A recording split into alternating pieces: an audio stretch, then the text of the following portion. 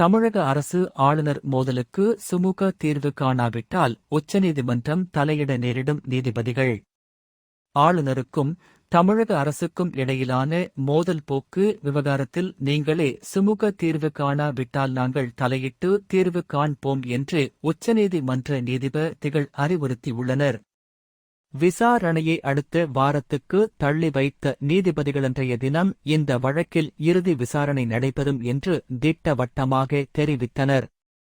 தமிழக ஆளுநராக ஆர்.என். ரவி கடந்த 2021ஆம் ஆண்டு நியமிக்கப்பட்டார். அப்போதிருந்தே தமிழக அரசுக்கும் அவருக்கும் மோதல் போக்கு இருந்து வருகிறது.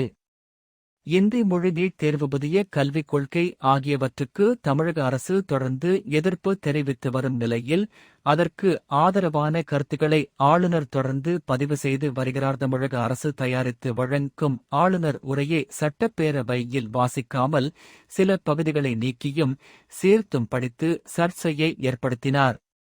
அவை நிகழ்ச்சிகளில் பங்கேற்காமல் வெளியேறினார். தமிழகத்தில் அரசு நிகழ்ச்சிகளின் தொடக்கத்தில் தமிழ்த்தாய் வாழ்த்தும் நிறைவாக தேசிய கீதமும் பாடப்பட்டு வரும் நிலையில் நிகழ்ச்சியின் தொடக்கத்திலும் தேசிய கீதம் பாட வேண்டும் என்று வலியுறுத்தி வருகிறார். இதற்கிடையே சட்டப்பேரவையில் நிறைவேற்றப்படும் மசோதாக்கள் மற்றும் பல்வேறு திட்டங்களுக்கான அரசாணைகளுக்கு ஒப்புதல் அளிக்காதது உள்ளிட்ட பிரச்சினைகளுக்காக தமிழக ஆளுநர் ஆர்.என். ரவிக்கு எதிராக உச்சநீதிமன்றத்தில் தமிழக அரசு வழக்கு தொடர்ந்துள்ளது. ஆளுநருக்கும் தமிழக அரசுக்கும் இடையிலான மோதல் போக்கு விவகாரங்களில் தீர்வு காணப்பட்டுள்ளதா அல்லது பழைய நிலையே தொடர்கிறதா?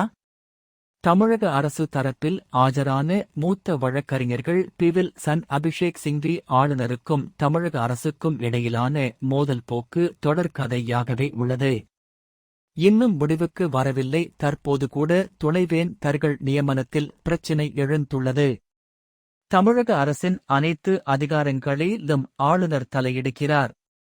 இதில் உச்சநீதிமன்றம் தலையிட்ட பிறகும் அவரது போக்கில் முன்னேற்றம் இல்லை. துணைவேந்தர்கள் நியமனம் தொடர்பான கூடுதல் மனுவையும் இந்த வழக்குடன் சேர்த்து விசாரித்து ஆளுநர் தரப்பில் பதில் அளிக்க நோட்டீஸ் பிறப்பிக்க வேண்டும். இவ்வாறு வாதம் நடந்தது. இதையடுத்து நீதிபதிகள் தமிழக அரசின் இந்த கூடுதல் மனுவுக்கு தனியாக நோட்டீஸ் பிறப்பிக்க வேண்டியது இல்லை, இந்த வழக்கோடு சேர்த்து விசாரிக்கப்படும்.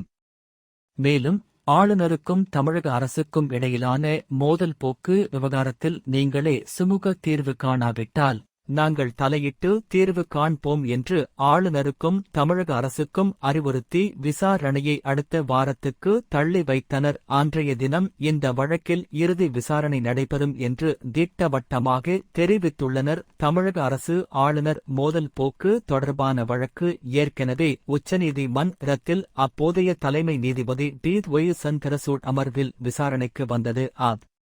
போது தலைமை நீதிபதி நிலுவையில் உள்ள மசோதாக்களுக்கு ஒப்புதல் அளிப்பதில் தமிழக முதல்வருக்கும் ஆளுநருக்கும் இடையிலான பிரச்சினையில் ஒவ்வொரு முறையும் உச்சநீதிமன்றம் தலையிட வேண்டும் என ஆளுநர் எதிர்பார்ப்பது ஏன் என்று கேள்வி